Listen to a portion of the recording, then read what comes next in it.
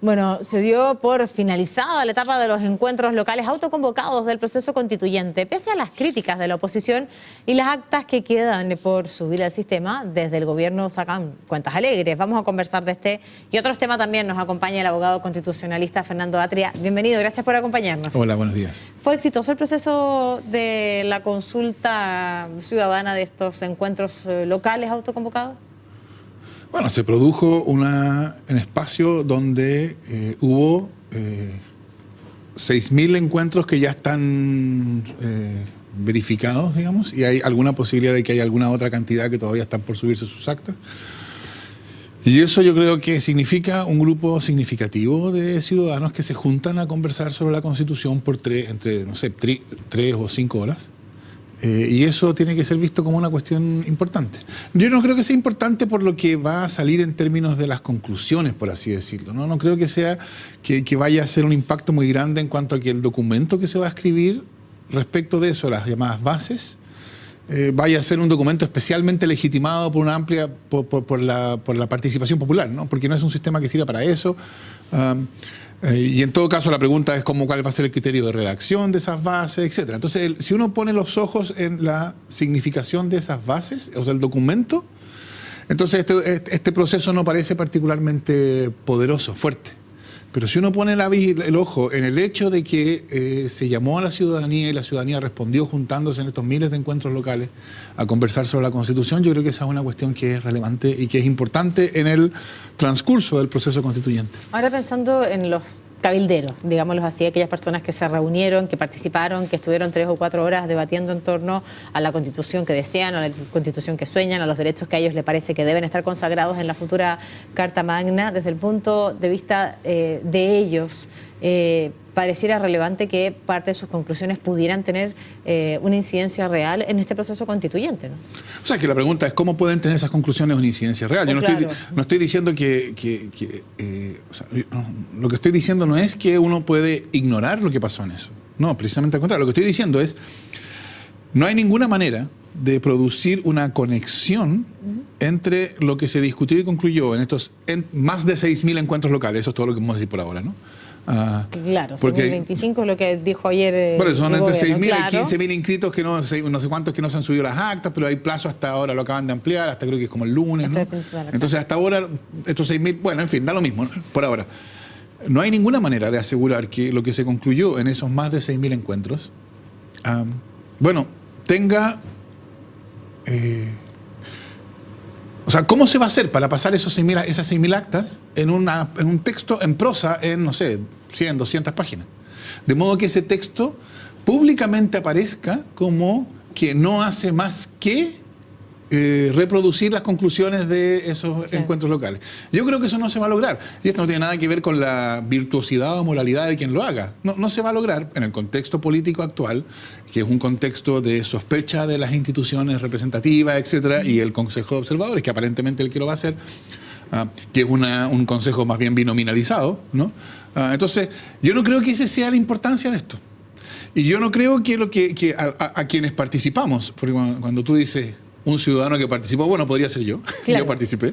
Claro. Un ciudadano que participó, no creo que se vaya a sentir o que vaya a entender que su participación ha sido ignorada por el hecho de que uno diga lo importante de ese proceso fue no el documento que salga, que ojalá sea importante, etcétera. Pero lo importante no es el documento, lo importante es el hecho de que haya habido discusión y participación ciudadana a un nivel más alto de lo normal en un contexto de creciente indiferencia pública ante la política, ¿no? O la política institucional, poca participación, etcétera. En ese contexto se han producido entre 6.000 y 15.000 encuentros locales, y eso en sí mismo, ciudadanos dedicados a discutir sobre la Constitución por más de 3 horas en esas cantidades, es importante desde el punto de vista de la necesidad de una nueva Constitución. La presidenta dijo que primó la confianza en Chile y su gente, y que podemos decir con alegría que fueron muchos los que vieron este llamado de la oportunidad de participar, entregar opinión, escucharnos y fortalecernos como unidad, y que primó la confianza en Chile.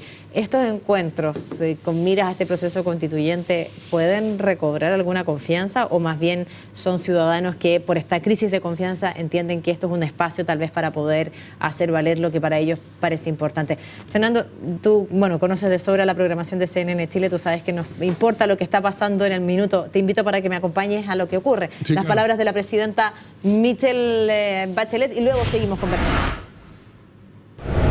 Colegas de ONU Mujeres, a la subsecretaria de la Mujer y Equidad de Género, señora Bernarda Pérez, y por cierto a la directora y subdirectora.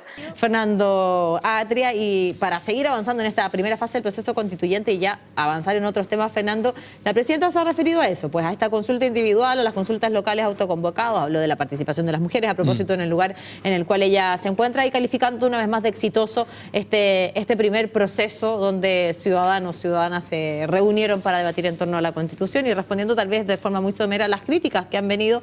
Y ahí la pregunta que te planteo, ¿qué te ha parecido la reacción que ha tenido? Por ejemplo, la UDI, que ha señalado que cantar victoria por una participación tan pequeña, dice, me parece un exceso. ¿Qué otra cosa podríamos esperar de la UDI? Cualquier cosa que pase, ellos van a decir que esto muestra que no es necesaria una nueva Constitución, etcétera. Y en cuanto a números, lo han dicho en todos los tonos, ¿no? Y en cuanto a números, ¿existía alguna expectativa para poder calificar de exitoso o no este proceso? Porque son 6.000, lo conversábamos fuera de micrófono, son millones las personas que podrían haber participado de los encuentros locales autoconvocados. No sé, yo no sé si el gobierno manejaba internamente alguna expectativa, alguna cifra. Así que no sé si en ese sentido había una cifra que era una expectativa razonable de éxito, etcétera. Es bien interesante esto de las cifras, ¿no? Porque cuando se trata de la Cámara de Diputados, 120, que es mucho menos que 60.000, hasta donde yo sé, ¿no? Claro. 120 es harto menos. Pero 120 son representativos. No hay problema de representatividad de estos 120 personas. Cuando se juntan estas 120 personas y deciden, no tenemos problema en decir... Porque parece que tienen un mandato popular. Entonces la pregunta es, ¿por qué 120 pueden representar y 60.000 es tan poco? Respuesta obvia es porque los 120 son elegidos. Y claro, el problema es que habían sido elegidos con un sistema bastardo como el sistema binominal y eso creó una crisis de representación y de legitimación de la cual todavía estamos, o sea, en la cual todavía estamos. Pero la lógica es, si son elegidos, 120 representan a 17 millones sin problema alguno. Pero 60.000, si no son elegidos, no los representan. Y tiene sentido eso. Entonces la pregunta obvia es, ¿por qué no hacemos un proceso constituyente que tenga una especie de gran encuentro local autoconvocado, pero elegido? Es decir, que los miembros sean elegidos. Y después vamos a decir, bueno, pero ¿cómo aseguramos que hayan, de todos estos encuentros locales, de los miles y miles de encuentros locales, surja una idea? ¿Cómo es posible producir la convergencia? Bueno, entonces hagamos que haya un encuentro local de representantes elegidos. Ahí vamos solucionando los problemas, ¿no? Y después la tercera pregunta va a ser, ¿cómo aseguramos, lo que yo creo que ahora no se puede asegurar, que el documento que salga de estos encuentros locales sea un documento que genuinamente refleje lo que pasó y no sea la interpretación que alguien hace de lo que ellos dijeron, que es lo que va a pasar hoy día? Bueno, habrá que decir que este gran encuentro de miembros elegidos redacte ellos sus propias conclusiones. Y que no se las venga a redactar alguien que les diga esto es lo que ustedes deciden, sino que esto es lo que nosotros decidimos. El nombre tradicional para eso, evidentemente, es Asamblea Constituyente. Entonces, la solución a cada uno de los problemas que la UDI, por ejemplo, correctamente identifica, es una Asamblea Constituyente. Si ellos de verdad estuvieran criticando esos defectos y no estuvieran simplemente torpedeando, lo que dirían es, mire, no queremos que vaya cualquier persona, queremos que sean elegidos. Mire, no queremos que sean 6.000, queremos que haya uno, o que ese uno... Mire, no queremos que alguien venga y escriba lo que ellos dijeron, queremos que ellos lo escriban. Queremos una Asamblea Constituyente. Pero no dicen eso. Entonces, ¿qué es lo que muestra? Que lo que ellos hacen es simplemente torpedear.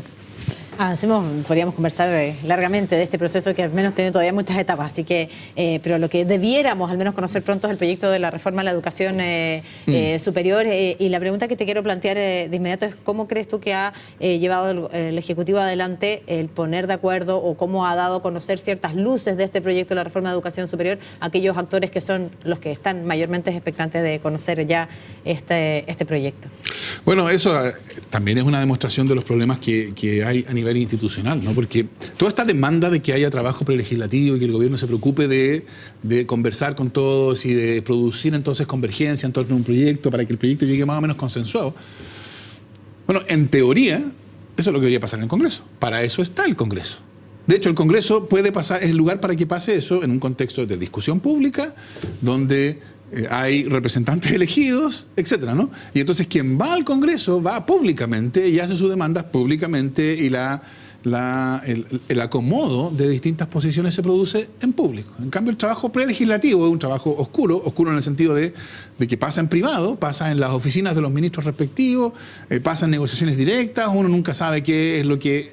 Entonces, a mí me parece que un sistema político que reprocha que no haya trabajo legislativo es lo mismo que estar diciendo el Congreso no sirve para discutir.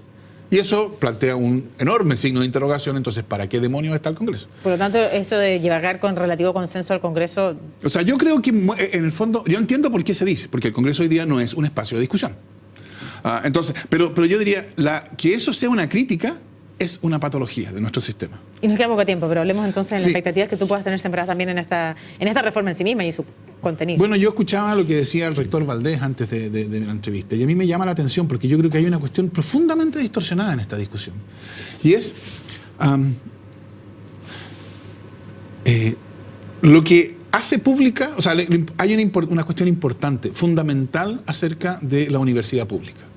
No, la universidad pública, que hay un sistema de universidades públicas, es una cuestión totalmente indispensable para el país, porque las universidades son espacios de reflexión y crítica que cuando se caracterizan por ser universidades, son espacios que no están al servicio de ninguna agenda. No están al servicio de una determinada ideología política, no están al servicio de una ortodoxia religiosa, no están al servicio de los intereses comerciales de un empresario, etc. No están al servicio de nada. Y eso es un espacio para poder reflexionar. Y eso es la contribución específica que las universidades hacen, en tanto universidades, ¿no? Eso es lo que los distingue de los institutos profesionales. Los institutos profesionales también educan, y eso es importante, no estoy diciendo que no sea importante, pero lo que tiene de especial una universidad es que es un espacio totalmente autónomo de reflexión. Y una universidad pública es una universidad que no tiene entonces sujeción a ninguna agenda particular. Y hoy día las universidades pública es una universidad estatal, bueno, no una universidad privada con rol público. Es que, espérame, yo creo que eso del rol público es una cuestión que no significa nada, porque ¿qué universidad podría ser una universidad si no tuviera rol público? O sea, rol público tiene cualquiera. Yo vengo a una entrevista en CNN porque yo estoy cumpliendo lo que yo entiendo que es mi rol público. Otro, un empresario, conduce su empresa y en lo que él entiende que es su rol público. El rol público aguanta cualquier cosa. Lo que importa es... una universidad estatal hoy día es ciertamente una universidad pública, en el sentido de que no hay nadie que pueda decir ustedes no pueden hacer tal cosa, ustedes sí pueden hacer tal cosa. Es decir, no hay un dueño, no tiene un controlador. El Estado no le puede decir al rector o al decano respectivo, mire, este tipo de cosas usted no lo puede investigar, o no puede dirigir las cosas aquí, o este profesor no puede estar aquí, o para que entren los profesores tienen que satisfacer tales condiciones. Todo eso sería completamente escandaloso y brutal que se hiciera. No se puede hacer. Las universidades estatales, entonces, son universidades que están libres de controles privados. Las universidades privadas, bueno, no. O sea, lo acabamos de ver, ¿no? Recientemente, hace un par de años, el arzobispo de Santiago decidió que un determinado profesor de la Facultad de Teología de la Universidad Católica no podía enseñar. Esa no fue una decisión académica tomada por la universidad, aplicando criterios de la disciplina teológica, ¿no? O sea, entre los teólogos, aplicando sus criterios disciplinarios, llegando a la conclusión de que este señor no podía ser profesor, que sería una manera académica. No. Esto fue un úcase de la autoridad que reclama ser dueña de la universidad y, por consiguiente, decidir qué se hace y qué no se hace. El rector de la Universidad Católica acaba de decir, o sea, dijo hace un tiempo, que como la ley no le iba a permitir una objeción de conciencia institucional, él le iba a pedir a todos los miembros de la universidad relevantes que cada uno de ellos hiciera una objeción individual de conciencia genérica y que si no podía estar en la universidad. Bueno, eso es tratar a la universidad como una cosa propia de un dueño, ¿no? Que puede decidir para qué sirve y para qué no sirve la universidad. Las universidades públicas son las universidades que no tienen nadie que pueda hacer eso. Y yo creo que hoy día son indiscutiblemente públicas las universidades estatales y hay algunas universidades privadas como la Universidad de Concepción, la Universidad Austral, etcétera, que son universidades que no tienen dueño en ese sentido. Las demás son todas universidades que hoy día se comportan como si tuvieran dueño. Entonces, que el reclamo de las universidades que tienen dueño sea nosotros queremos autonomía, porque eso es lo que decía el rector Valdés, ¿no? Están amenazando nuestra autonomía. Hoy día, la autonomía que ellos dicen proteger no es la autonomía de la Universidad del Desarrollo, por ejemplo. Es la autonomía de los dueños de la Universidad del Desarrollo para hacer lo que quieran con su universidad. En el fondo es la autonomía del empresario para hacer lo que quiera con su empresa. pero no es la autonomía de la empresa, por así decirlo, ¿no? Lo que importa cuando se trata de autonomía universitaria es la autonomía de la universidad, no es la autonomía del controlador para que la universidad se dedique a promover la agenda religiosa, política, económica que tenga el controlador. Es la autonomía de la universidad para que la universidad pueda ser un espacio libre de reflexión. Bueno, y esto va a permitir la discusión de este y otros temas también, la reforma en la educación superior, que esperamos conocerla pronto. Esperamos, sí. Pues. Fernando, gracias por acompañarnos. Gracias a ti. Rápidamente la pausa, ya volvemos, no se vaya.